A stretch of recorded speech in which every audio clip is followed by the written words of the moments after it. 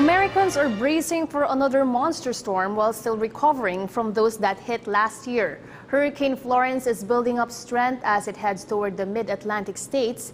North Carolina is expected to take the brunt of a storm as it makes landfall, but highlands, rains, floods, and mudslides are expected to cause significant damage in neighboring South Carolina and Virginia as well. VOA's Latika Hoke reports. FEMA Administrator Brock Long and Secretary of Homeland Security Kirstjen Nielsen briefed President Trump Tuesday on the preparations the government is taking to protect Americans as Hurricane Florence makes landfall. We are sparing no expense. We are totally prepared. We're ready.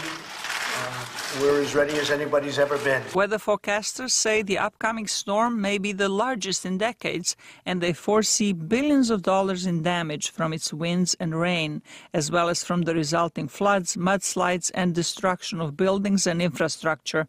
The places that are in the way and in the most jeopardy would be Virginia, North Carolina, South Carolina, that area.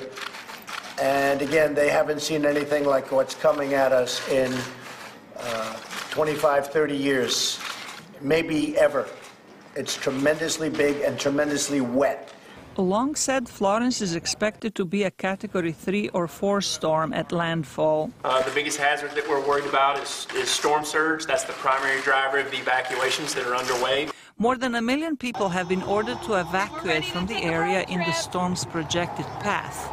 This is the first time residents of Norfolk, Virginia got this kind of order, says Harry Jang, professor of Old Dominion University. It's not usual for us to evacuate because usually our area is kind of pretty blessed by the Mother Nature. But this time we got the evacuate order, and people say, "Hey, where to evacuate?" Residents of the coastal areas usually are advised to evacuate inland, but Zhang says this time more flooding is expected further from the coast due to rain that is forecast to fall for several days after Florence makes landfall. Norfolk is home to a major U.S. naval base, which was busy on Tuesday as troops work to protect the facility. People living in the storm's projected path are boarding up their homes and making sandbag barriers to minimize water damage before leaving for safer areas.